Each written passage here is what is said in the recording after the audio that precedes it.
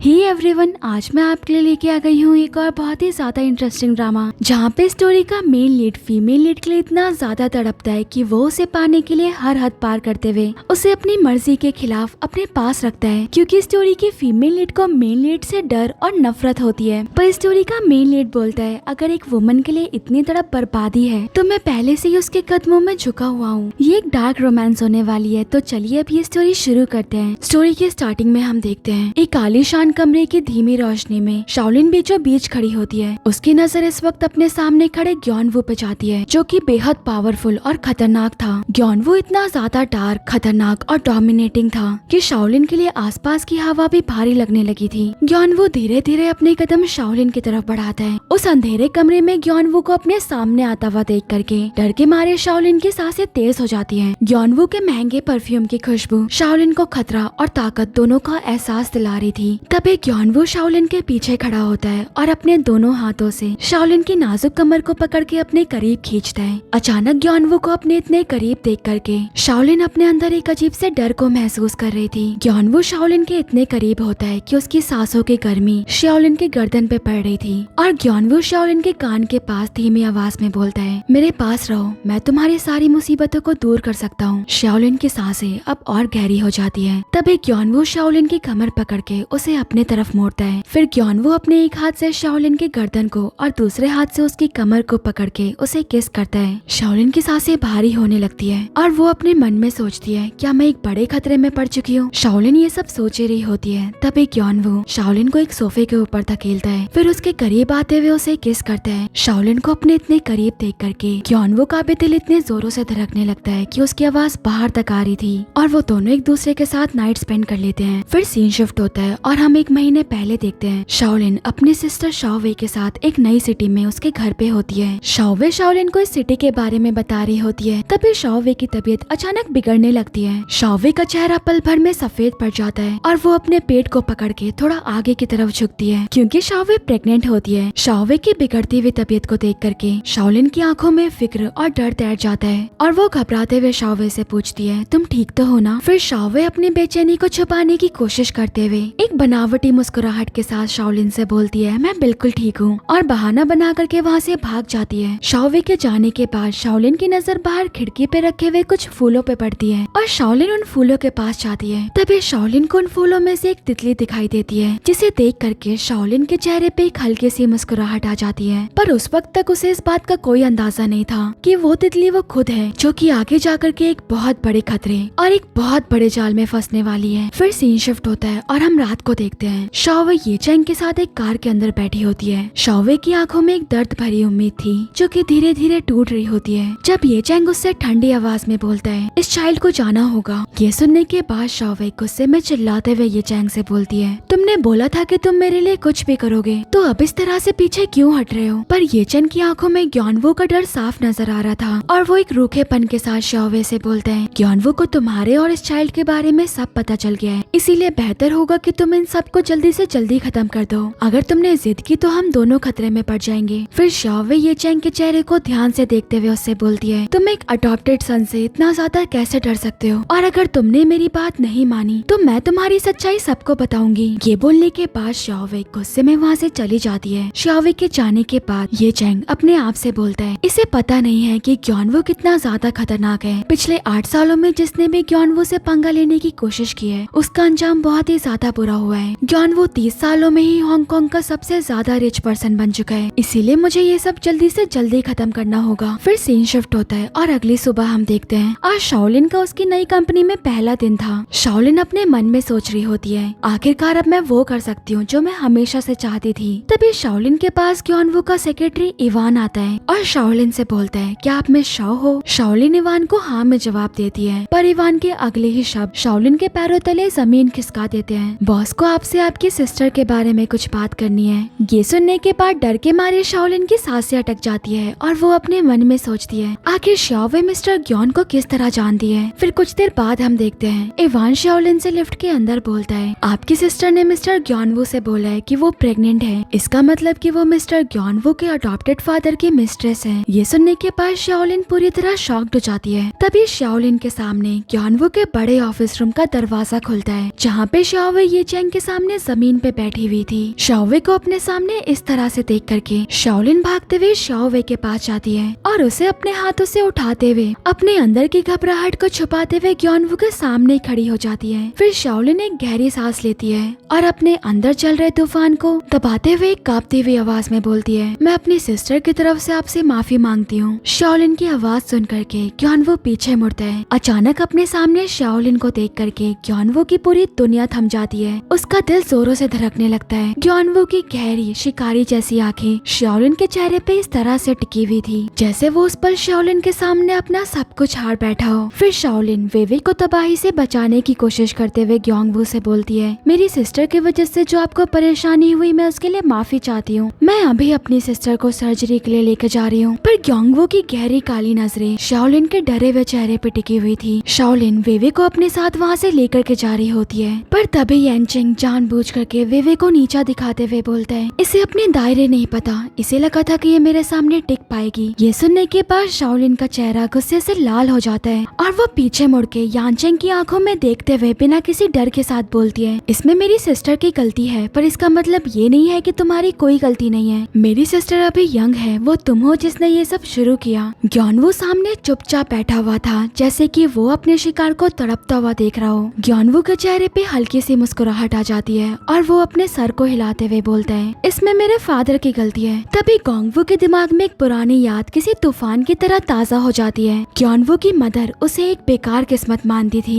इसीलिए वो ग्योनवू को दूर रखा करती थी ताकि उससे उनकी फैमिली के ऊपर कोई परेशानी न आए। तभी यानचेंग बातों को घुमाने की कोशिश करते हुए कहता है, मैं तुम्हें इन सब के बदले 20 मिलियन देने के लिए तैयार हूँ। पर तभी शाओलिन यानचेंग की बातों को पूरी तरह से अनदेखा करके वेवे को अपने साथ वहाँ से लेकर के चली जाती है। शाओलिन के जाने के बाद यानचेंग ग्योनवू से अपने बचाव में हकलाते हुए कुछ कहने की कोशिश करता है। ग्योनवू का चेहरा पत्थर की तरह सख्त था और वो यानचेंग की बातों को बीच में ही काटते हुए उससे बोलता है कि मेरी एक जरूरी मीटिंग है, इसीलिए अब आपको यहाँ से जाना चाहिए। ये एक ठंडी बेइज्जती थी जिसने यानचेंग को याद दिला दिया कि असली ताकत किसके पास है। फिर सीन शिफ्ट होता है और अगली सुबह हम देखते हैं ग्योनवू अपनी बाइक पे एक रेसिंग ट्रैक पे होता है। अपनी रेस खत्म करने के बाद ग्योनवू अपने दोस्त शिव के पास आता है, पर ग्योनवू का पूरा ध्यान उस पल पे था जब उसने शाओलिन को कल पहली बार अपने सामने देखा था। ग्योनवू को अपने सामने इस तरह से खोया हुआ देख करके शिव ग्योनवू से बोलता है कि लगता है तुम्हारा ध्यान कहीं और है। पर शाओलिन के बारे में सोचते हुए ग्योनवू के चेहरे पे एक हल्की सी मुस्कुराहट आ जाती है। तभी ग्योनवू के फोन पे एक मैसेज आता है और उसे पता चलता है कि शाओलिन ने अपनी जॉब छोड़ दी है। उस मैसेज को देखने के बाद ग्योनवू के आईब्रोज हल्की सी ऊपर हो जाती है और वो अपने मन में सोचता है, तो तुम मुझे अपने आप से दूर करने की कोशिश कर रही हो। और इधर हम शाओलिन को देखते हैं जो कि डर और घबराहट में वेवे को ढूंढ रही होती है, क्योंकि वेवे सर्जरी से बचने के लिए अपने घर से भाग गई थी। शाओलिन डर के मारे चीखते हुए वेवे को सड़क पे ढूंढ रही होती है। तभी शाओलिन की नजर अपने सामने जाती है जहाँ पे लोगों की भीड़ जमा थी। एक भारी सन्नाटा और फिर शाओलिन को लोगों की डर भरी फुसफुसाहट सुनाई देती है। लगता है कि वहाँ पे किसी का एक्सीडेंट हुआ है। देख के लगता है कि वो बहुत यंग है। शाओलिन डरते हुए अपने कदम धीरे धीरे आगे बढ़ाती है। अपने सामने वेवे को इस हालत में देख करके शाओलिन की दुनिया पूरी तरह से उजड़ जाती है। उसके हाथ कपकपा रहे होते हैं और वो अपने होश खो बैठती है। फिर नेक्स्ट सीन में हम देखते हैं शाओलिन हॉस्पिटल के कॉरिडोर से वेवे को देख रही होती है। तभी उसके पास डॉक्टर लू आकर के बोलते हैं, आपने 2 दिनों से हॉस्पिटल का बिल नहीं भरा है और तो और आपकी सिस्टर की सर्जरी के लिए आपको 20 मिलियन का इंतजाम करना होगा। ये बोलने के बाद डॉक्टर लू वहाँ से चले जाते हैं। शाओलिन के पास अब और कोई रास्ता नहीं बचता और वो अपने कांपते हुए हाथों से फोन निकाल करके मिन्हू को मैसेज करती है, क्या तुम मुझे वो पैसे वापस कर सकते हो जो तुमने मेरे से लिए थे। शाओलिन के चेहरे पे एक बेबसी थी जिसे वो चाह करके भी छुपा नहीं पा रही थी।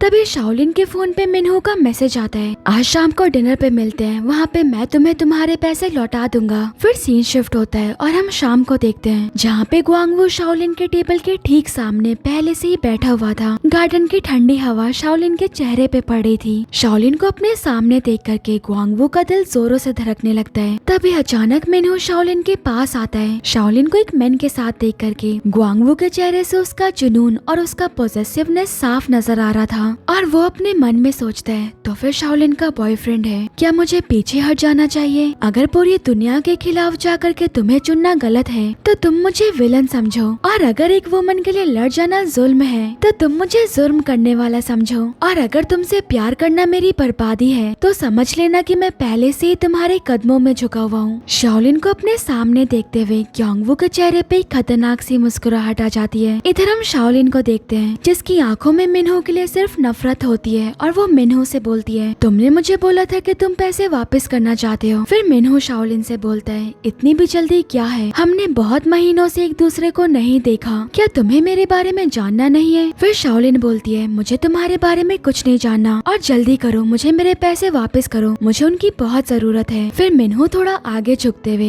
एक झूठी तसल्ली दिखाते हुए बोलता है, मुझे तुम्हारे लिए बुरा लगा था, मैंने अपना बिजनेस शुरू किया था और तुम्हारी सिस्टर को मैं बहुत पसंद था, इतना ज्यादा कि उसने मेरे बिजनेस के लिए पैसे भी दिए थे। मेरे पास और कोई रास्ता नहीं था, इसीलिए तुम्हें समझना चाहिए। मिन्हो के मुंह से ये सुनने के बाद शाओलिन के अंदर का गुस्सा बाहर आने लगता है और वो बोलती है, मैंने पहले किसी को धोखे के बारे में इतना बढ़ा चढ़ा के बात करते हुए नहीं सुना। फिर मिन्हो अपना हाथ आगे बढ़ा करके शाओलिन के हाथ को पकड़ने की कोशिश करते हुए बोलता है, अभी मैं सिंगल हूँ, अगर तुम चाहो तो मैं तुम्हारे साथ रह सकता हूँ। फिर शाओलिन घबराते हुए अपने हाथों को पीछे खींच लेती है। मिन्हो आगे कुछ बोल पाता उससे पहले एक वेटर आकर के मिन्हो से बोलता है, आपको अंदर कमरे में बुलाया गया है। मिन्हो तुरंत उस वेटर की बात सुन करके वहाँ से चला जाता है। फिर कुछ देर बाद हम देखते हैं मिन्हो रेस्टोरेंट के प्राइवेट रूम में आता है। ग्वांगवू मिन्हो के सामने बैठा होता है जिससे कि हवा में एक अजीब सा तनाव और खौफ फैल रहा था। मिन्हो को अपने सामने देख करके ग्वांगवू अपने मन में सोचता है उसका बॉयफ्रेंड। तभी मिन्हो आगे झुकते हुए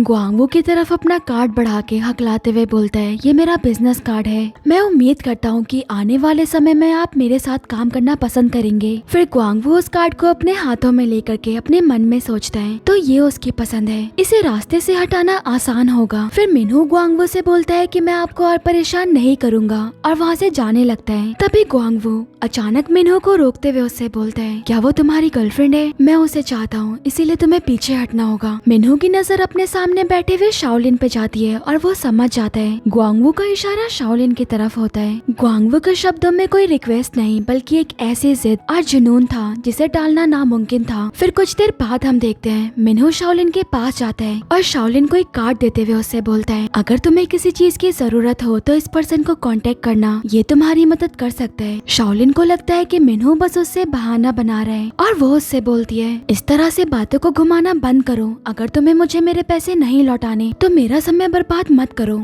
ये बोलने के बाद शाओलिन वहाँ से जा ही रही होती है, पर तभी मिन्हो शाओलिन को रोकते हुए उससे बोलता है, तुम अभी भी बिल्कुल जिद्दी हो, पर इस दुनिया में जिद्दी होना तुम्हें भारी नुकसान में डाल सकता है। ये बोलने के बाद मिन्हो शाओलिन को उसके पैसे वापस लौटा देता है और वहाँ से चला जाता है। मिन्हो के जाने के बाद शाओलिन भी वहाँ से जा ही रही होती है, पर तभी उसको हॉस्पिटल से कॉल आता है। अब शाओलिन के पास और कोई रास्ता नहीं बचता और वो उस कार्ड को अपनी मुट्ठी में कस के पकड़ लेती है जैसे कि वो शाओलिन की आखिरी उम्मीद हो। फिर सीन शिफ्ट होता है और कुछ देर बाद हम देखते हैं शाओलिन उस कार्ड पे लिखे हुए आलीशान प्राइवेट रूम में जाती है। कमरे के अंदर एक अजीब सी खामोशी थी। तभी दरवाजा खुलता है और शाओलिन अपने सामने ग्वांगवू को देख करके पूरी तरह शॉक्ड हो जाती है। ग्वांगवू अपने कदम आगे बढ़ाता है और शाओलिन के ठीक सामने आकर के बैठ जाता है। शाओलिन वहीं पे खड़ी हुई थी, उसके हाथ आपस में कसे हुए थे। ग्वांगवू को अपने सामने देख करके शाओलिन की दिल की धड़कनें तेज हो जाती है। ग्वांगवू शाओलिन को इस तरह से घबराया हुआ देख करके उससे बोलता है, तुम्हें इस तरह मेरे से डरने की कोई जरूरत नहीं है, आराम से बैठो। फिर शाओलिन ग्वांगवू की बात मान करके ग्वांगवू के सामने बैठ जाती है और उससे घबराते हुए बोलती है, मिस्टर ग्वांग, क्या आपने ही वो कार्ड मुझ तक पहुंचाया था? तभी ग्वांगवू अपनी भारी आवाज में बोलता है, क्या तुम जानना नहीं चाहते कि तुम्हारी सिस्टर के एक्सीडेंट के पीछे आखिर किसका हाथ था? तुम्हें अंदाजा भी है कि तुम कितने बड़े खतरे में हो? ये सुनने के बाद शाओलिन हैरानी से ग्वांगवू से बोलती है, पर आप मेरी मदद क्यों करना चाहते हो? ग्वांगवू के चेहरे पे एक हल्की सी मुस्कुराहट आ जाती है और वो शाओलिन से बोलता है, शाओलिन, ताकि मैं तुम्हें महफूज और अपने करीब रख सकूं। डर और घबराहट से शाओलिन की दिल की धड़कनें तेज होने लगती है और वो ग्वांगवू से बोलती है, मिस्टर ग्वांग, मेरे पास आपके इन खेलों के लिए बिल्कुल भी वक्त नहीं है। फिर ग्वांगवू एक खतरनाक मुस्कुराहट के साथ शाओलिन की आंखों में झांकते हुए उससे बोलता है, इस दुनिया में हर एक चीज किसी कीमत के साथ मिलती है। मैं तुम्हारी सिस्टर के लिए सबसे ज्यादा अच्छे डॉक्टर और सबसे महंगा ट्रीटमेंट करवाऊंगा। तुम्हें जो चाहिए मैं तुम्हें सब कुछ देने के लिए तैयार हूँ, तुम चाहो तो मेरा इस्तेमाल करो। ये सुनने के बाद शाओलिन अपनी पूरी हिम्मत इकट्ठा करके ग्वांगवू से बोलती है, तुम एक पागल हो और बेशरम भी, मुझे तुम्हारी कोई जरूरत नहीं है। ये बोलने के बाद शाओलिन वहाँ से जा ही रही होती है, पर तभी ग्वांगवू बोलता है, मुझे कोई जल्दबाजी नहीं है, तुम अपना फैसला आराम से बता सकती हो। पर शाओलिन बिना पीछे मुड़े वहाँ से चली जाती है। फिर सीन शिफ्ट होता है और कुछ देर बाद हम देखते हैं शाओलिन हॉस्पिटल के कॉरिडोर में होती है। तभी विंसेंट शाओलिन के पास भागते हुए आता है और शाओलिन को एक लिफाफा पकड़ाते हुए उससे बोलता है, कंपनसेशन में हमें इतना ही मिला। शाओलिन उस लिफाफे को खोलते हुए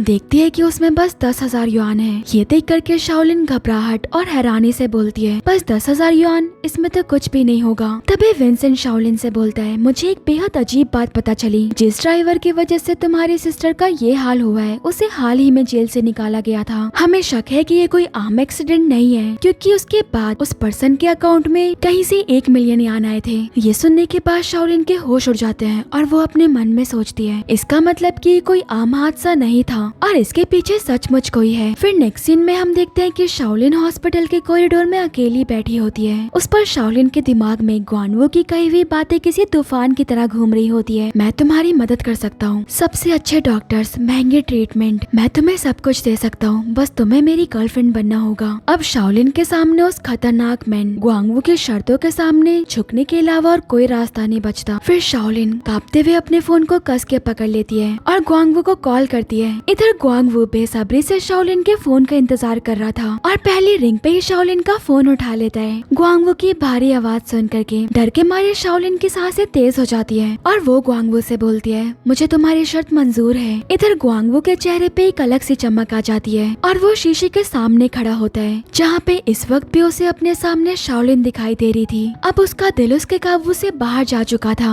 और वो शाओलिन के लिए किसी भी हद तक गुजरने के लिए तैयार था। फिर कुछ देर बाद हम देखते हैं रात का अंधेरा और भी गहरा हो जाता है और शाओलिन घबराते हुए ग्वांगवू के मेंशन में आती है, जहाँ पे ग्वांगवू बेसब्री से शाओलिन का इंतजार कर रहा था। ग्वांगवू की गहरी नजरें शाओलिन के डरे और घबराए हुए चेहरे पे टिकी होती है और वो धीरे धीरे अपने कदम शाओलिन की तरफ बढ़ाता है। ग्वांगवू को अपनी तरफ आता हुआ देख करके शाओलिन की सांसें तेज होने लगती हैं। तभी ग्वांगवू आगे झुकते हुए शाओलिन के गर्दन के करीब आता है और धीमी आवाज में शाओलिन से बोलता है, फिक्र मत करो, मैं तुम्हारे साथ हमेशा अच्छा रहूंगा। शाओलिन ग्वांगवू की बातों का कोई जवाब नहीं देती। फिर ग्वांगवू थोड़ा पीछे हटते हुए शाओलिन को टेबल पे रखी फाइल की तरफ इशारा करते हुए कहता है, मैं चाहता हूँ कि तुम मेरी कॉन्ट्रैक्ट गर्लफ्रेंड बनो। फिर शाओलिन अपने मन में सोचती है, कहीं मैं किसी और बड़े खतरे में तो नहीं पड़ रही हूँ, पर इस वक्त मुझे सिर्फ अपनी सिस्टर के बारे में सोचना चाहिए। और शाओलिन उस कॉन्ट्रैक्ट पे साइन कर देती है। फिर कुछ देर बाद हम देखते हैं ग्वांगवू शाओलिन के सामने बैठा होता है। उसका ऑरा इतना ज्यादा डार्क और डोमिनेटिंग होता है कि आसपास की हवा भी भारी लगने लगती है और ग्वांगवू भारी आवाज में शाओलिन से बोलता है, इधर मेरे पास आओ। फिर शाओलिन धीरे धीरे डरते हुए अपने कदम ग्वांगवू की तरफ बढ़ाती है और ग्वांगवू के सामने आकर के खड़ी हो जाती है। ग्वांगवू बिना अपनी पलकें झपकाए शाओलिन के चेहरे की तरफ देख रहा होता है और शाओलिन से बोलता है, याद रखना, इधर तुम अपनी मर्जी से आई थी, मैंने तुम्हें जाने का मौका दिया था, इसीलिए अब तुम मेरी जिम्मेदारी हो। ये सुनने के बाद शाओलिन डर के मारे अपने हाथों को कस लेती है। तभी ग्वांगवू शाओलिन के कसे हुए हाथों को देख करके उसका हाथ पकड़ के उसे अपने करीब खींचता है। फिर शाओलिन की कमर को पकड़ के उसे अपने गोद में बिठा लेता है। ग्वांगवू को अपने इतने करीब देख करके शाओलिन की सांसें तेज होने लगती है। तभी ग्वांगवू उससे बोलता है, इतना डरने की जरूरत नहीं है, मैं बस तुम्हें अपने करीब रखना चाहता हूँ। फिर शाओलिन घबराते हुए अपने हाथों को कस लेती है और अपना चेहरा दूसरी तरफ मोड़ने की कोशिश करती है, पर तभी ग्वांगवू अपने हाथों से शाओलिन का चेहरा अपनी तरफ मोड़ते हुए अचानक उसे किस करता है। शाओलिन ग्वांगवू को अपने आप से दूर करने की कोशिश करती है, पर ग्वांगवू शाओलिन को तब तक किस करता है जब तक कि उन दोनों की सांसें नहीं फूल जाती। फिर सीन शिफ्ट होता है और अगले दिन हम देखते हैं सुबह की रोशनी दीवारों पे पड़ रही थी। ग्वांगवू अपने गार्डन में बैठा होता है। तभी ग्वांगवू के सामने शाओलिन आती है। शाओलिन को अपने सामने अपनी गर्लफ्रेंड के तौर पे देख करके ग्वांगवू की सांसें तेज हो जाती हैं। उस पल ग्वांगवू की आंखें शाओलिन के चेहरे से हट ही नहीं रही थी और वो शाओलिन के करीब आकर के उससे बोलता है, मेरे साथ चलो। शाओलिन भी ग्वांगवू की बात मानते हुए उसके पीछे पीछे जाने लगती है। फिर कुछ देर बाद हम देखते हैं ग्वांगवू शाओलिन को अपने साथ एक लॉन्च के प्राइवेट रूम में लेकर के आता है। ग्वांगवू को शाओलिन के साथ देख करके वहाँ पे मौजूद हर एक इंसान पूरी तरह से शॉक्ड रह जाता है। तभी एक पर्सन ग्वांगवू से बोलता है, पहली बार तुम्हें किसी वुमन के साथ देखा गया है, क्या ये तुम्हारी गर्लफ्रेंड है? तभी कुछ और लोग आपस में फुसफुसाते हुए बोलते हैं, जो भी लड़कियां ग्वांगवू को पसंद करती थी वो या तो सुपर मॉडल, सेलिब्रिटी या मेल लड़कियां थी,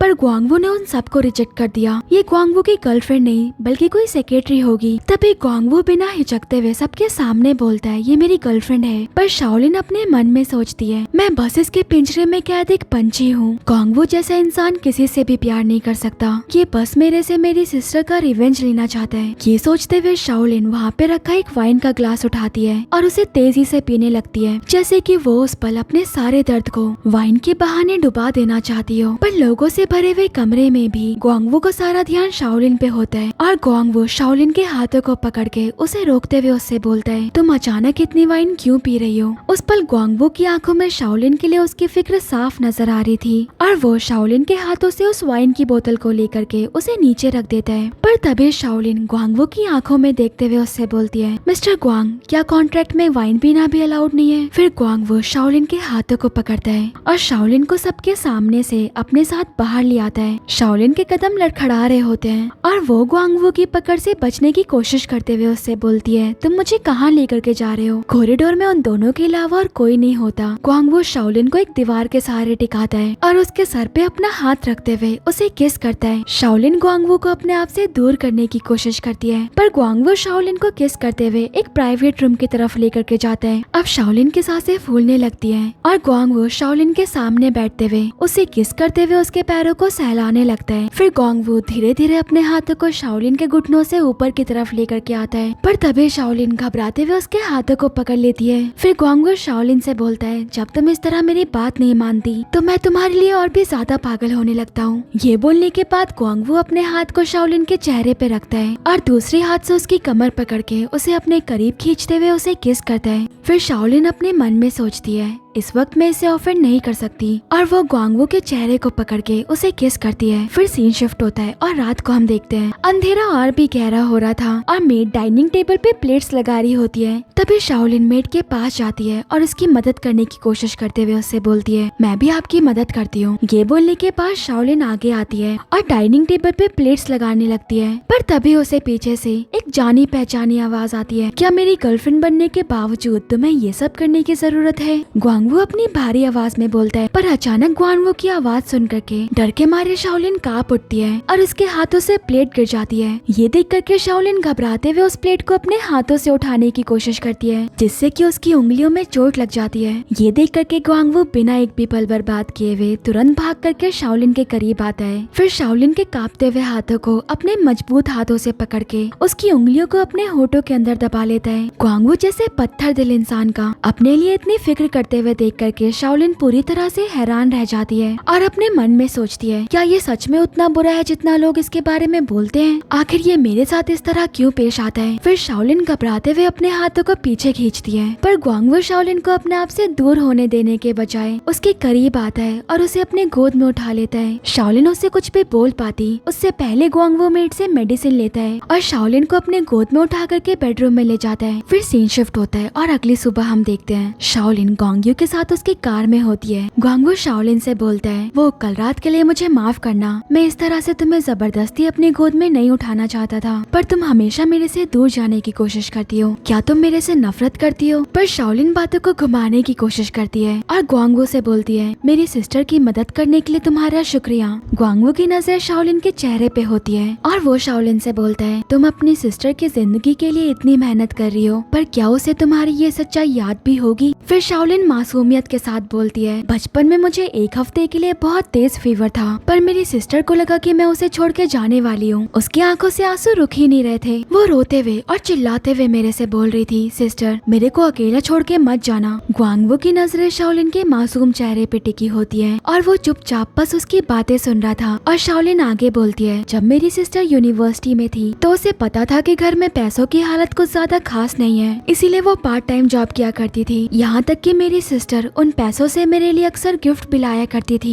हमें कभी भी फादर और मदर का प्यार नहीं मिला, इसीलिए शायद उसने गलत रास्ता चुना। पर मेरे पास फैमिली कहने के लिए सिर्फ मेरी सिस्टर है, इसीलिए मैं उसे कभी अकेला नहीं छोड़ सकती। शाओलिन के मुंह से ये सुनने के बाद ग्वांगवू का पत्थर जैसा दिल एक पल में पिघल गया था। उसने भी अपनी जिंदगी में कभी किसी का प्यार महसूस नहीं किया था। और हम फ्लैशबैक में देखते हैं ग्वांगवू की मदर उसे हमेशा एक बुरी किस्मत मानती थी, पर हद तो तब हो गई जब गोंग्यू के फादर अपने साथ एक मिस्ट्रेस को लेकर के आए और गोंग्यू की मदर ने अपना सारा गुस्सा गोंग्यू पे उतारा था, क्योंकि गोंग्यू की मदर को लग रहा था कि ये सब गोंग्यू की बुरी किस्मत की वजह से हो रहा है। बेचारे गोंग्यू को तो पता भी नहीं था कि आखिर उसकी गलती क्या है। गोंग्यू की मदर उससे गुस्से में चिल्लाते हुए बोलती है कि तुम जिस किसी के साथ भी रहोगे हमेशा उसकी जिंदगी में बुरा ही करोगे, इसीलिए तुम्हें इस दुनिया से चले जाना चाहिए। ये बोलने के बाद वो गोंग्यू को हमेशा हमेशा के लिए अकेला छोड़ के वहाँ से चली जाती है। गोंग्यू की आंखें डर के मारे बड़ी हो गई थी और उसके आंसू पलकों पे ही अटक गए थे। उसे समझ में आ गया था कि इस दुनिया में अब उसका कोई अपना नहीं है। अब सीन प्रेजेंट में आता है और हम देखते हैं कि गोंग्यू अपनी फीलिंग्स को ना छुपाते हुए शाओलिन को हमेशा अपने करीब रखने के लिए उसके चेहरे की तरफ देखते हुए उससे बोलता है, कैसा रहेगा कि अगर मैं उस कॉन्ट्रैक्ट को खत्म कर दूं। फिर शाओलिन हैरानी से गोंग्यू की तरफ देखते हुए उससे बोलती है, क्या मतलब है तुम्हारा? गोंग्यू की शिकारी जैसी आंखें शाओलिन के चेहरे पे और भी गहरी हो जाती है और वो शाओलिन से बोलता है, मैं चाहता हूँ कि तुम मेरी कॉन्ट्रैक्टेड नहीं बल्कि असली गर्लफ्रेंड बनो, बस मेरे साथ रहो, बदले में मैं तुम्हारी सारी मुसीबतें हल कर दूंगा। शाओलिन की आंखें हैरानी से बड़ी हो जाती है और शाओलिन अपने मन में सोचती है, क्या ये पूरी तरह पागल हो गया है? पर ये एक अच्छा मौका है, इससे मैं अपनी सिस्टर के एक्सीडेंट के बारे में करीबी से पता कर सकती हूँ। फिर सीन शिफ्ट होता है और अगली सुबह हम देखते हैं शाओलिन अपना सामान लेकर के ग्वांगवू के घर पे आती है। इधर ग्वांगवू बेसब्री से शाओलिन का इंतजार कर रहा होता है और शाओलिन को अपने सामने देख करके उसके करीब आता है। शाओलिन को एहसास होता है ग्वांगवू बाहर से जितना ज्यादा खतरनाक था वो अंदर से उतना ही ज्यादा अकेला था और शाओलिन घबराते हुए ग्वांगवू से बोलती है, मुझे कुछ काम के लिए कुछ दिनों के लिए जाना होगा। ग्वांगवू के चेहरे पे एक पॉजिटिवनेस आ जाती है और वो आगे बढ़ के अपने हाथों से शाओलिन की कमर पकड़ते हुए उसे अपने करीब खींचता है। अभी तुम मेरे पास आई भी नहीं हो और अभी से मेरे से दूर जाने की बात कर रही हो, तुम्हें मेरे अलावा किसी और की फिक्र करने की कोई जरूरत नहीं है। फिर शाओलिन अपनी पलकें नीचे झुकाती है और घबराते हुए बोलती है, मुझे कुछ दिनों के लिए अपनी सिस्टर के पास जाना है। फिर ग्वांगवू शाओलिन से बोलता है, तुम्हें लगता है कि मेरे से बात करना आसान है? फिर शाओलिन मासूमियत से ग्वांगवू की जैकेट को पकड़ के उसे नीचे की तरफ खींचते हुए उससे बोलती है, मैं जल्दी वापस आ जाऊंगी। ग्वांगवू की आईब्रोज हल्की सी ऊपर हो जाती है, पर तभी शाओलिन अचानक ग्वांगवू के चेहरे के करीब आती है और उसे किस करती है। ग्वांगवू पूरी तरह से हार चुका था। फिर शाओलिन वहाँ से चली जाती है। शाओलिन के जाने के बाद ग्वांगवू की सांसें तेज हो जाती है। वो अपने गालों पर शाओलिन के किस को महसूस कर रहा होता है। फिर सीन शिफ्ट होता है और अगली सुबह हम देखते हैं शाओलिन हॉस्पिटल के दरवाजे से बाहर निकल रही होती है। तभी वो अपने सामने ग्वांगवू को देखती है जो कि बेसब्री से उसी का इंतजार कर रहा होता है। शाओलिन ग्वांगवू के पास आती है। तभी ग्वांगवू आगे बढ़ करके शाओलिन की तरफ झुकते हुए उसकी कमर को पकड़ के उसे अपने करीब खींचता है। ये देख करके शाओलिन पूरी तरह हैरान रह जाती है, ये तुम क्या कर रहे हो? शाओलिन बेचैनी से ग्वांगवू से बोलती है और शाओलिन थोड़ा दूर हटने की कोशिश करती है। ग्वांगवू की गहरी आंखें शाओलिन के घबराए हुए चेहरे पे टिकी हुई थी और वो शाओलिन से बोलता है, ऐसा लग रहा है कि तुमने किसी गोस्ट को देख लिया हो, भूलो मत कि तुम मेरी गर्लफ्रेंड हो, ग्वांगवू की गर्लफ्रेंड। फिर ग्वांगवू अपनी गाड़ी का दरवाजा खोलता है और शाओलिन को अंदर बैठने के लिए कहता है। ग्वांगवू की बात मान करके शाओलिन उस कार में बैठ जाती है। तभी शाओलिन के फोन पे एक कॉल आता है और उसे पता चलता है कि उसे एक पार्ट टाइम जॉब मिल गई है। शाओलिन की आंखें खुशी से बड़ी हो जाती है। ग्वांगवू ड्राइविंग सीट पे बैठे हुए हैरानी से शाओलिन के चेहरे की तरफ देख रहा होता है और शाओलिन से बोलता है, मैंने कहा था कि तुम मेरा इस्तेमाल कर सकती हो, क्या 12,000 युआन तुम्हारे लिए काफी है? फिर शाओलिन मुस्कुराते हुए ग्वांगवू से बोलती है, इतना मेरे लिए काफी है और एक मामूली जॉब है जिसमें मुझे पूरा दिन तुम्हें नहीं देखना पड़ेगा। ग्वांगवू की जॉलाइन टाइट हो जाती है और उसके चेहरे पे एक खतरनाक सी मुस्कुराहट आ जाती है। वो अचानक शाओलिन के बेहद करीब आता है। शाओलिन घबराते हुए उससे बोलती है, ये कार है, क्या ये और मजेदार नहीं है? ग्वांगवू धीमी आवाज में बोलते हुए शाओलिन के चेहरे की और करीब आता है और उसे किस करता है। फिर सीन शिफ्ट होता है और रात को हम देखते हैं ग्वांगवू अपने कमरे में होता है। तभी दबे पाँव शाओलिन भी उस कमरे में आती है। वो दोनों एक दूसरे के आमने सामने खड़े होते हैं। शाओलिन ग्वांगवू के साथ उसके कमरे में अकेली थी।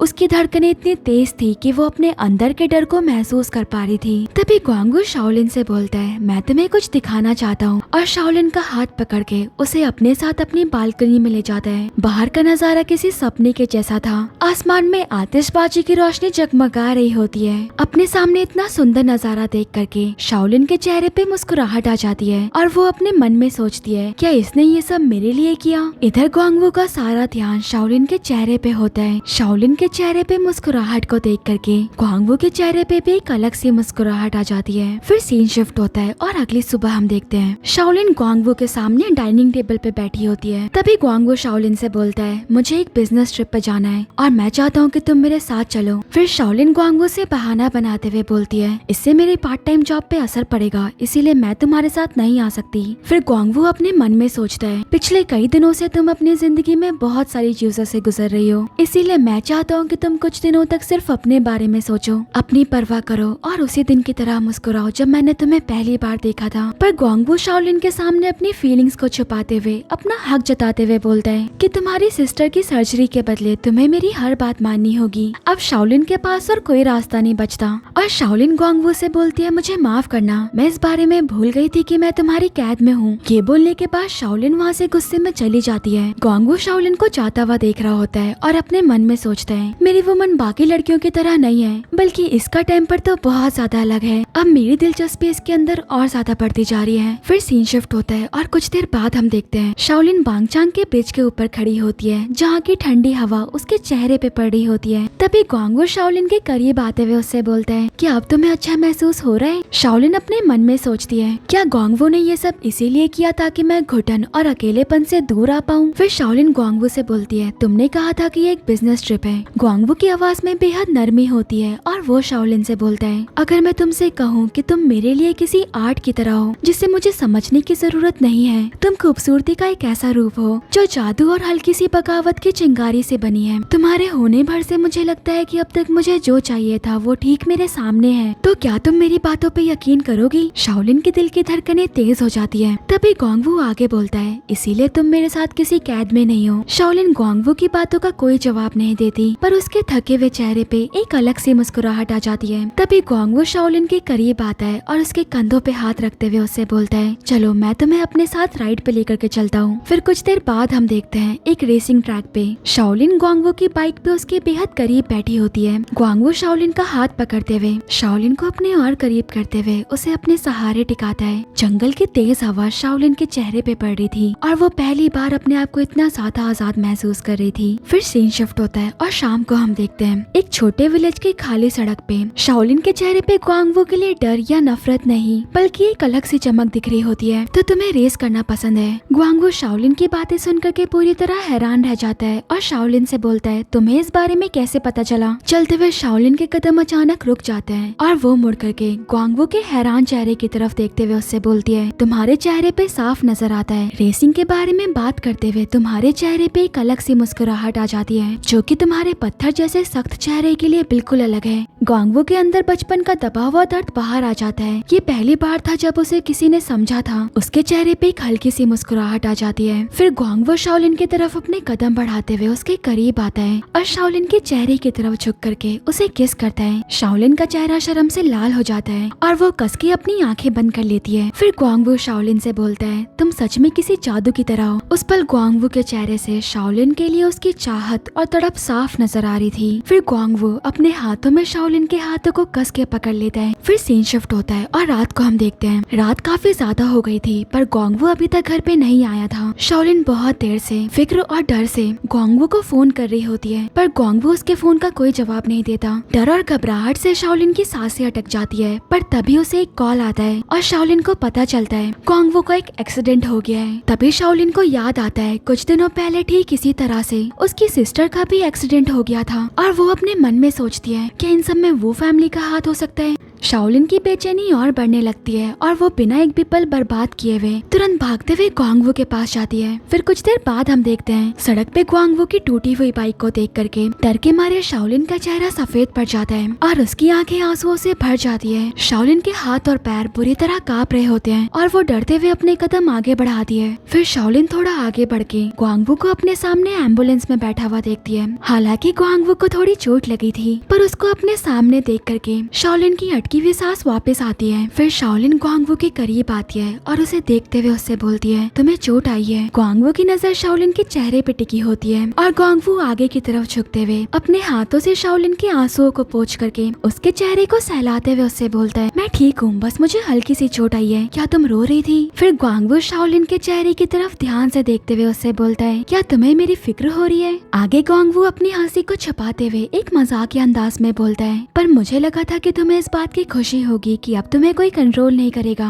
पर देखो तुमने अपना क्या हाल बना लिया है, कहीं तुम मुझे पसंद तो नहीं करने लग गई। फिर सीन शिफ्ट होता है और 2 हफ्ते बाद हम देखते हैं रात को ग्वांगवू सड़क के किनारे शाओलिन के जॉब के बाहर उसका इंतजार कर रहा होता है। शाओलिन अपनी पार्ट टाइम जॉब के बाद बाहर आती है और ग्वांगवू को अपने सामने अपना इंतजार करता हुआ देख करके उसके करीब जाती है। फिर ग्वांगवू शाओलिन से बोलता है, तुम हमेशा मुझे अपनी कंपनी से दूर अपना इंतजार करने के लिए बोलती हो, क्या तुम्हें किसी बात का डर है? फिर शाओलिन अपनी नजरें झुकाते हुए ग्वांगवू से बोलती है, मैं बस बिना बात के किसी मुसीबत में नहीं पड़ना चाहती। फिर ग्वांगवू अपनी गाड़ी का दरवाजा खोलता है और शाओलिन की कमर को पकड़ के उसे अंदर जाने का इशारा करता है। शाओलिन ग्वांगवू की कार में जाकर के बैठ जाती है और इससे पहले कि ग्वांगवू अपनी कार का दरवाजा बंद करता, उसे अपने सामने से एक जानी पहचानी आवाज आती है। ग्वांगवू के फादर अचानक ग्वांगवू को अपने सामने देख करके पूरी तरह हैरान रह जाते हैं और ग्वांगवू से बोलते हैं, मुझे इस बात की उम्मीद नहीं थी कि मैं तुमसे यहाँ पे टकराऊंगा। ग्वांगवू का चेहरा पत्थर की तरह सख्त हो जाता है और वो कार का दरवाजा बंद करते हुए अपने फादर के पास आता है। आगे ग्वांगवू अपने फादर को एक यंग वुमन के साथ देखते हुए उनसे बोलता है, मुझे आपको आपकी नई मिस्ट्रेस के साथ देख करके बिल्कुल भी हैरानी नहीं हो रही। फिर ग्वांगवू के डैड ये चैंग ग्वांगवू के पास आते हैं और उससे बोलते हैं कि तुम्हें इस वुमन के साथ नहीं रहना चाहिए। आगे ये चैंग शाओलिन को नीचा दिखाते हुए बोलता है, क्योंकि ऐसी वुमन्स तुम्हें जिंदगी में बड़े मुकाम तक नहीं ले जा सकती। ये सुनते ही ग्वांगवू के अंदर का गुस्सा उबल पड़ता है और वो अपने फादर से बोलता है, डैड को मेरी वुमन के बारे में सोचने की कोई जरूरत नहीं है, क्योंकि मैं उसके बारे में बहुत ज्यादा सोचता हूँ और आपके पास फिक्र करने के लिए वैसे भी बहुत सारी वुमन्स हैं। ग्वांगवू के मुंह से ये सुनने के बाद उसके फादर वहाँ से चले जाते हैं। फिर ग्वांगवू भी शाओलिन के बराबर में अपनी कार में आकर के बैठता है। शाओलिन की नजर कार के बाहर ग्वांगवू के फादर पे होती है और वो ग्वांगवू से बोलती है, तो तुम्हारे फादर हमेशा से ऐसे थे, उनके दिल में वेवे के लिए कोई रहम नहीं थी। उस पल ग्वांगवू शाओलिन की आंखों में एक अलग सी आग महसूस कर पा रहा था और वो शाओलिन से फुसफुसाते हुए बोलता है, क्या तुम मेरे फादर से नफरत करती हो? फिर शाओलिन ठंडी आवाज में बोलती है, बिल्कुल, येनचेंग की वजह से मेरी सिस्टर का ये हाल हुआ है। फिर ग्वांगवू शाओलिन की अंदर की नफरत को महसूस करते हुए अपने डर को छुपाते हुए अपनी उंगलियों को कस लेता है और शाओलिन से हल्के से पूछता है, क्या तुम मेरे से भी नफरत करती हो? अचानक ये सुनने के बाद शाओलिन ग्वांगवू के चेहरे को हैरानी से देखने लगती है, पर उसके पास ग्वांगवू के सवाल का कोई जवाब नहीं था। फिर सीन शिफ्ट होता है, रात का अंधेरा और भी ज्यादा गहरा हो रहा था। शाओलिन ग्वांगवू के साथ उसके बेड पे सोई होती है। रात की शांति में अचानक शाओलिन के सर से पसीने आने लगते हैं। वो नींद में डर से कांपती हुई आवाज में बोल रही होती है, मेरी सिस्टर को छोड़ दो। तभी ग्वांगवू को एहसास होता है कि शाओलिन एक बुरा सपना देख रही है। फिर ग्वांगवू शाओलिन के करीब आते हुए उसका चेहरा अपने हाथों से पकड़ता है और उसे थामते हुए उससे बोलता है, शाओलिन, मैं तुम्हारे पास हूँ, तुम इधर बिल्कुल महफूज हो, हिम्मत रखो, मैं तुम्हें और तुम्हारी सिस्टर को कुछ भी नहीं होने दूंगा। फिर ग्वांगवू धीरे धीरे शाओलिन के चेहरे के करीब आता है और उसके गालों पे किस करता है। फिर शाओलिन ग्वांगवू से बिना कुछ बोले अपना चेहरा दूसरी तरफ मोड़ लेती है, पर ग्वांगवू शाओलिन को अकेला नहीं छोड़ता, बल्कि वो अपने हाथों से शाओलिन के हाथों को पकड़ता है और उससे अपने बाहों में भरते हुए सो जाता है। फिर सीन शिफ्ट होता है और अगली सुबह हम देखते हैं ग्वांगवू अपने फोन पे एक फोटो को बहुत ध्यान से देख रहा होता है। उस फोटो को देखते हुए ग्वांगवू का चेहरा गुस्से और हैरानी से लाल हो जाता है, क्योंकि उस फोटो में साफ नजर आ रहा था उसकी मदर ने ही वेवे के एक्सीडेंट वाले दिन उस ड्राइवर को 1 मिलियन युआन दिया था। ग्वांगवू समझ जाता है कि शाओलिन एक बहुत बड़े खतरे में है। फिर नेक्स्ट सीन में हम देखते हैं कि ग्वांगवू अपने हॉल में डाइनिंग टेबल पे बैठा होता है। सुबह की रोशनी दीवारों पे आ रही थी, तभी शाओलिन ग्वांगवू के सामने आकर के बैठती है। ग्वांगवू एक लंबी सांस लेता है और शाओलिन से बोलता है, मैं तुम्हें कुछ बताना चाहता हूँ। फिर शाओलिन हैरानी से ग्वांगवू की तरफ देखने लगती है और ग्वांगवू आगे शाओलिन से बोलता है, मिसेस वू ने ही उस दिन तुम्हारी सिस्टर का एक्सीडेंट करवाया था, क्योंकि मिसेस वू को पता चल गया था कि तुम्हारी सिस्टर येचेंग की वजह से प्रेग्नेंट है और वेवे इसे खत्म नहीं करना चाहती थी। ये सुनने के बाद शाओलिन के पैरों तले जमीन खिसक जाती है, पर पर शाओलिन उतनी ही ज्यादा शॉक्ड भी हो जाती है और गोंगवू से बोलती है, पर तुम मुझे इस बारे में क्यों बता रहे हो? फिर शाओलिन गोंगवू से बोलता है, क्योंकि तुम मेरी गर्लफ्रेंड हो। फिर शाओलिन अपने मन में सोचती है कि क्या ये सच में मुझे इतना ज्यादा चाहता है कि अपनी मदर के खिलाफ जाकर के मेरी मदद कर रहा है। फिर सीन शिफ्ट होता है और कुछ देर बाद हम देखते हैं एक आलीशान मेंशन के हॉल में गोंगवू की मदर अकेली बैठी फूलों को सजा रही होती है। तभी वहाँ पे अचानक गोंगवू आता है। गोंगवू की आहट सुनने के बाद उसकी मदर उससे बोलती है, क्या तुम अपने घर का रास्ता भूल गए हो? तुम यहाँ पे क्यों आए हो? पर गोंगवू की खतरनाक आंखों में कोई इमोशंस नहीं था और वो अपनी मदर के सामने आकर के बैठ जाता है। फिर गोंगवू की मदर उससे बोलती है, तुम अपने साथ एक बुरी किस्मत लेकर के आए हो, इसीलिए बेहतर होगा कि तुम अपना खेल अपने हाथों से खत्म कर लो। गोंगवू के चेहरे पे एक शैतानी मुस्कुराहट आ जाती है और वो अपनी मदर से बोलता है, जो मेरे लिए मायने नहीं रखती मैं उन चीजों के बारे में नहीं सोचता। मेरे लिए सिर्फ एक वुमन जरूरी है और मैंने उसे सब कुछ देने का वादा किया था। इसीलिए मिसेस वू, मैं आपको आखिरी मौका देता हूँ, खुद जाकर के मीडिया के सामने अपनी गलतियाँ मान लो। ये सुनने के बाद गोंगवू की मदर गुस्से से पागल हो जाती है और उससे चिल्लाते हुए बोलती है, तुम हमेशा से मेरे लिए सिर्फ मुसीबतें लाए हो। तुम्हारी वजह से तुम्हारे फादर ने हमें छोड़ दिया था और अब तुम उस वुमन की सिस्टर के लिए, जो कि तुम्हारे फादर की मिस्ट्रेस है, मुझे पनिश करना चाहते हो। तुम सच में सिर्फ एक शैतान हो जिसे कभी इस दुनिया में आना ही नहीं चाहिए था। इससे पहले कि गोंगवू के अंदर का गुस्सा किसी ज्वालामुखी की तरह फटता, वो अपनी जगह से खड़ा होता है और गोंगवू अपनी मदर से बोलता है, मेरा इरादा साफ है और मैं किसी भी हद तक जा सकता हूँ। ये बोलने के बाद गोंगवू वहाँ से चला जाता है। फिर सीन शिफ्ट होता है और हम शाम को देखते हैं मिसेस वू एक शॉपिंग मॉल में होती है, जहाँ पे अचानक उन्हें एक कॉल आता है और उन्हें पता चलता है कि किसी ने एक्सीडेंट के सारे प्रूफ्स मीडिया में लीक कर दिए थे। ये सुनने के बाद मिसेस वू के सर से पसीने छूटने लगते हैं और डर के मारे उनकी आंखें बड़ी हो जाती है। तभी अचानक मिसेस वू को गोंगवू का फोन आता है। मिसेस वू कपकपाती हुई उंगलियों से उस फोन को उठाती है और वो मिसेस वू से बोलता है, आपने बोला था कि मैं एक बुरी किस्मत हूँ, इसीलिए मैं हमेशा अकेला ही रहूंगा, पर मैंने शाओलिन की आंखों में अपने लिए फिक्र देखी है और उसे अपने लिए रोते हुए देखा है और अब आगे जो भी होगा वो आपकी खुद की किस्मत है। फिर गोंगवू की मदर गुस्से में उससे चिल्लाते हुए बोलती है, तुम मेरे साथ ऐसा नहीं कर सकते, तुम इतने पत्थर दिल नहीं हो सकते। फिर गोंगवू बिल्कुल रूथलेसली बोलता है, मैं कभी भी पत्थर दिल होने में आपका मुकाबला नहीं कर सकता,